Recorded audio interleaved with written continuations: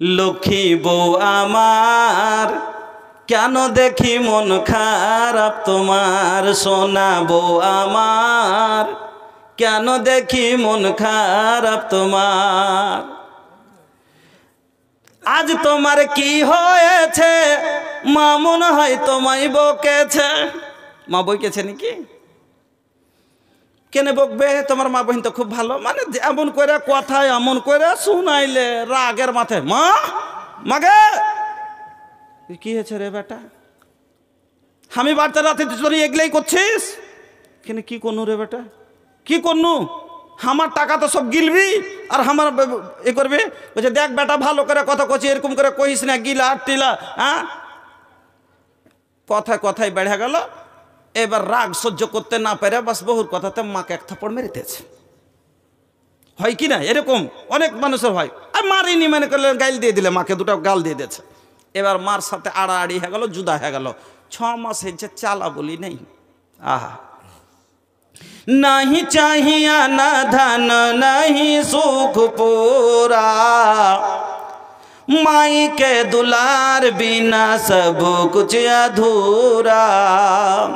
नहीं चाहिए न धन नहीं सुख पूरा, माई के दुलार बिना सब कुछ अधूरा।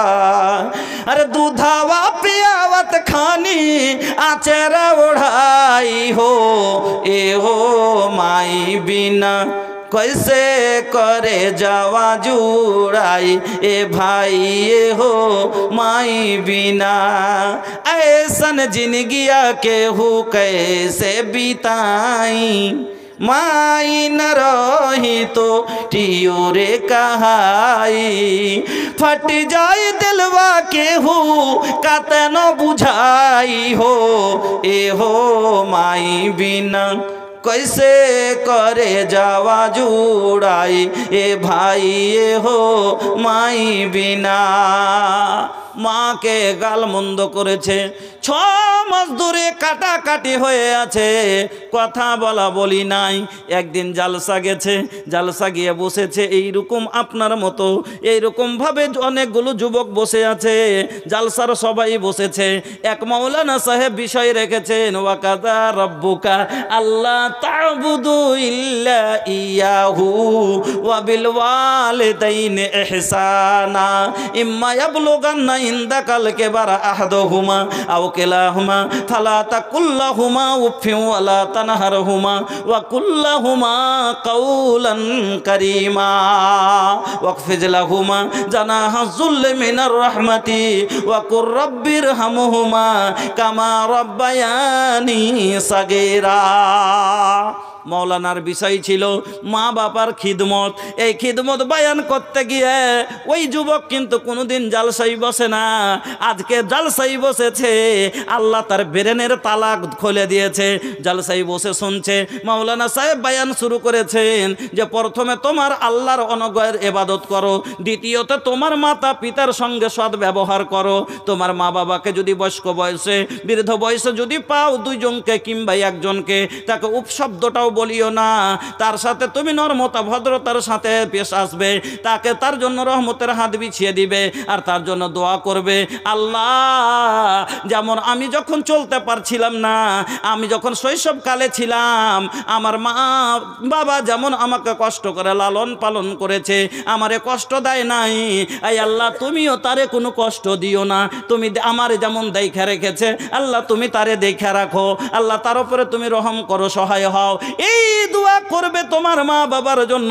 আর হাদিস শোনালছে, শোনো, যদি তোমার আলদম যদি রেজার রব্বে এই হাদিসটা শুনিয়েছে যে তোমার আল্লাহ রাজি হবে কখন? যখন তোমার মা রাজি হবে।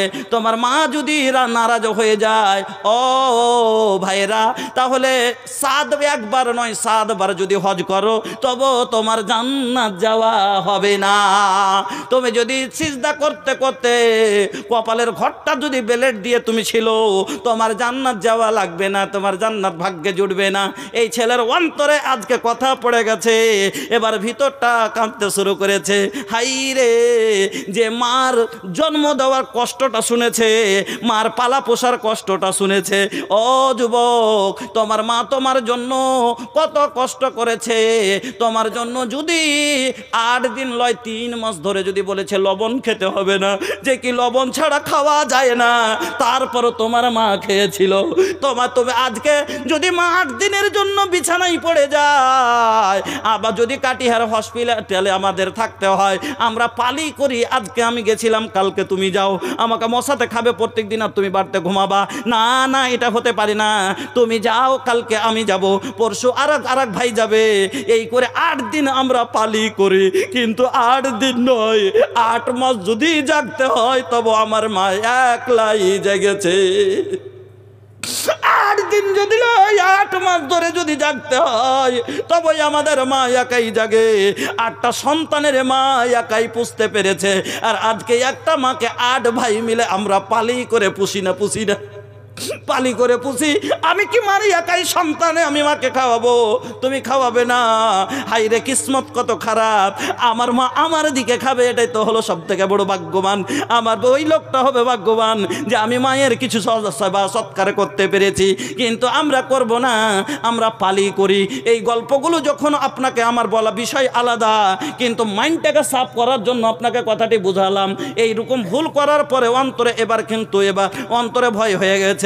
আমি যে মার সাথে এইরকম আচরণ করেছি, এই গুনাহটা আমি মাপ পাবো কেমন করে? মার কাছে চলে গেছে, যাওয়ার পরে এবার মার পায়ের নিচে বসে, মা চেয়ারে বসে আছে, মার পায়ের নিচে বসে গেছে।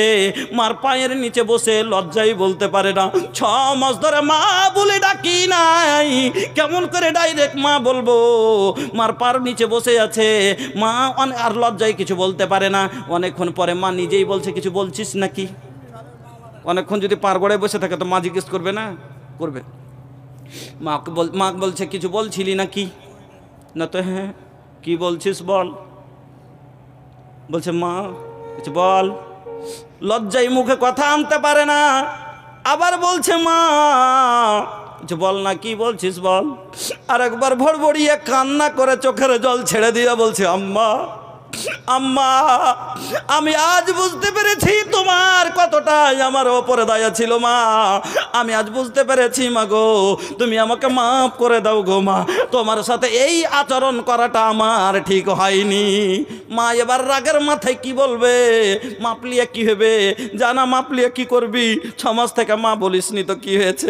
আমি কি বাইচা নাই, মরে গেছি? রাগের মাথায় মা বলবে কি বলবে না? মা রাগের মাথায় বলবে, 6 মাস ধরেই আমারে মা বলিসনি, কি হয়েছে? যা, এখনো কহবি না, জীবন তোর কেটে যাবে। মা না হলে তোকে কি ক্ষতি আছে? এবার বলছে মা, তারপরে মা এবার বলছে মা কি মাপ দিব? মা তখন ভক্তের হাতটা ধরে নিয়েছে। মা, তোমার হাত ধরে বলছি মা, আমাকে ক্ষমা করে দাও মা গো।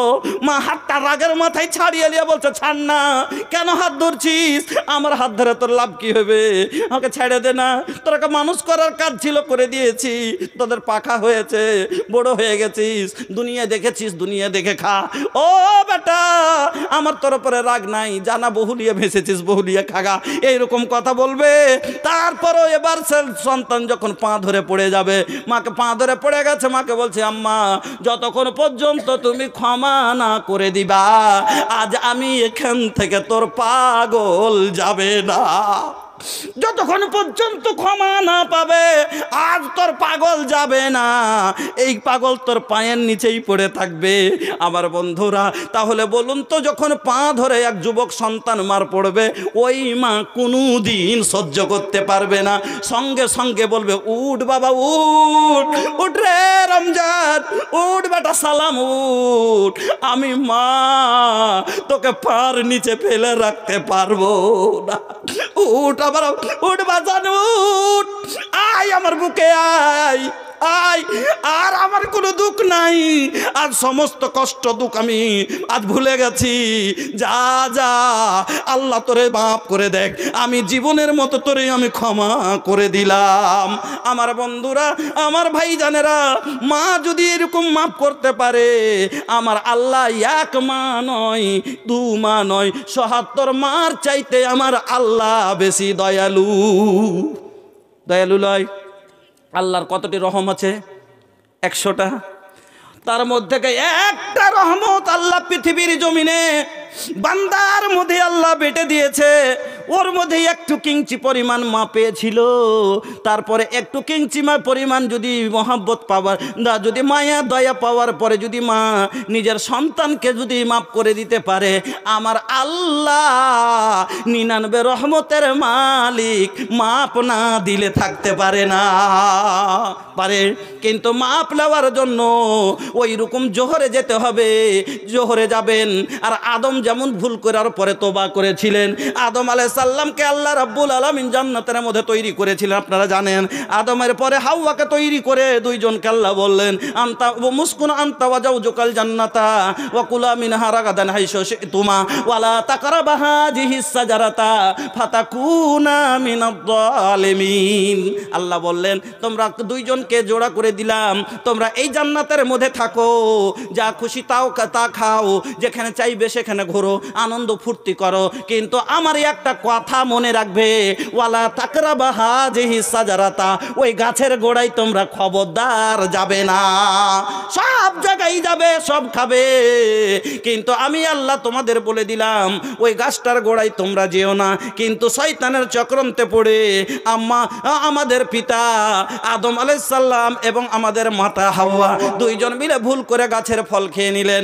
আল্লাহ নারাজ হয়ে গেল, আমার কথার অবাধ্য করে দিলে। এবার ভুল করে দেওয়ার পরে আল্লাহর কাছে দোয়া করেছে, মাবুদ বুঝতে পারিনি, আল্লাহর কাছে দোয়া করতে শুরু করেছে, রব্বানা যালামনা আনফুসানা ওয়া ইল্লাম তাগফির লানা ওয়া তারহামনা লানাকুনান্না মিনাল খাসিরিন। ইয়া ইলাহাল আলামিন, ওগো আল্লাহ, আমি নিজের আপনার উপরে আমরা জুলুম করে নিয়েছি।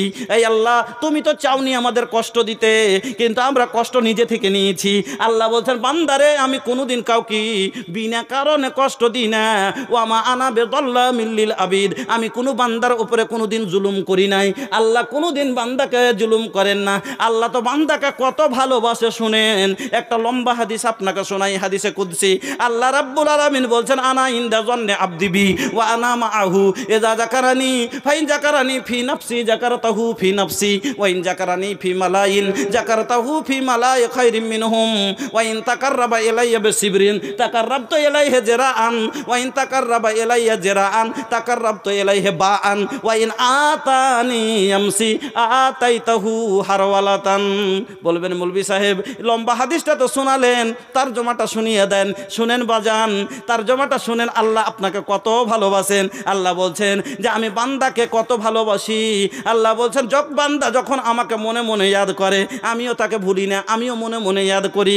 যখন বান্দায় আমাকে কোনো সভাতে ইয়াদ করে, আমি আল্লাহ যাকারতাহু ফি মালাই খায়রিম মিনহুম, তার চেয়ে ভালো মাহফিলে আমি তাকে সব ফারিস্তার মাহফিলে তাকে স্মরণ করি। ওয়াইন তাকাররাবা ইলাইয়া বিসিবরিন, বান্দা যখন আমার দিকে এক বিত্তে আগিয়ে আসে, তাকাররাবতু ইলাইহি জিরাআন, আমি বান্দার দিকে এক হাত আগিয়ে যায়। ওয়াইন তাকাররাবা ইলাইয়া জিরাআন, যখন কোনো বান্দা আমার দিকে এক হাত আগিয়ে আসে, তাকাররাবতু ইলাইহি বাআন, আমি আল্লাহ বান্দার দিকে দু হাত আগিয়ে যায়। ওয়াইন আতানি আমসি আতাইতাহু হারওয়ালাতান, আর কোনো বান্দা যখন আমার দিকে হেঁটে আসে, আমি আল্লাহ বান্দার দিকে দৌড়িয়ে যাই। তাহলে তওবা করতে হবে কিরকম করে? জোহরে গেলেন, আল্লাহকে বললেন রব্বানা যালামনা আনফুসানা ওয়া ইল্লাম তাগফির লানা ওয়া তারহামনা লানাকুনান্না মিনাল খাসিরিন। আল্লাহ যদি জোহরে ক্ষমা না করেন, আসরে গেলেন, আসরে গিয়ে আল্লাহকে বলছেন রব্বে ইন্নী যালামতু নাফসি ফাগফিরলি, রব্বে ইন্নী, হে আমার প্রতিপালক, আমি নিজের আত্মার উপরে জুলুম করেছি, ফাগফিরলি, আমাকে মাফ করে দাও। জোহরে আল্লাহ, আসরে যদি মাফ না করেন, মাগরিবে গেলেন, আল্লাহকে আবার বলছেন রব্বে ইন্নী আউযু বিকা আন আসআলুকা মা লাইসা লি বিহি ইলম ওয়া ইল্লা তাগফিরলি ওয়া তারহামনি ওয়া আকুম মিনাল খাসিরিন।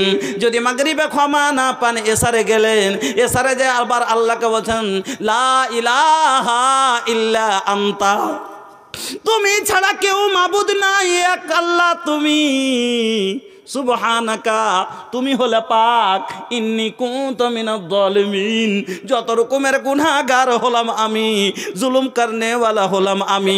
যদি এসারে নামাজ মাপ না পান, ফজরের সময় আল্লাহকে যে যখন বলবেন রব্বি গফিরলি ওয়া তুব আলাইয়া ইন্নাকা আনতাত তাওয়াবুল গফুর, ও ভাই আমার ক্ষমাশীল আল্লাহ, তোমার পাপী এসে তোমার কাছে, ভুল করার পরে এসেছে, ইলাহুল আলামিন তুমি আমারে ক্ষমা করে দাও, এই আল্লাহ তুমি আমাকে মাফ করে দাও। আমার যদি আপনার মা যদি আপনাকে মাফ করতে পারে, তাহলে 99 রহমতের মালিক আল্লাহ কেন মাফ করবে না? মধ্যখানে কয়টা পয়েন্ট হলো? তোবার কয়টা কথা বললাম? 2টা হলো, আরো কয়টা বেঁচে আছে এখন? তাইলে 4টে।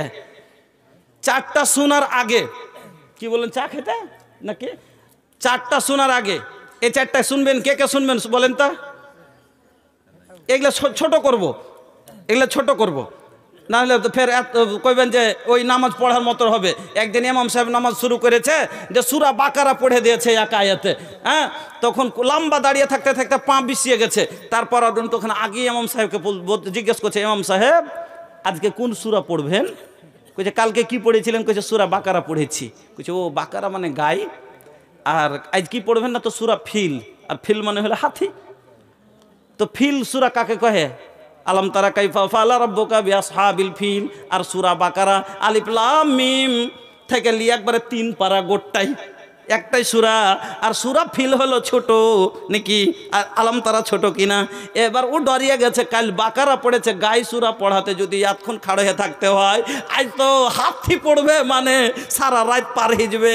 আমি আজ নামাজ পড়বো ইমামের সাথে, তা আমি ছোট করবো ইনশাল্লাহ, কারণ লম্বা রাইতে গেছে।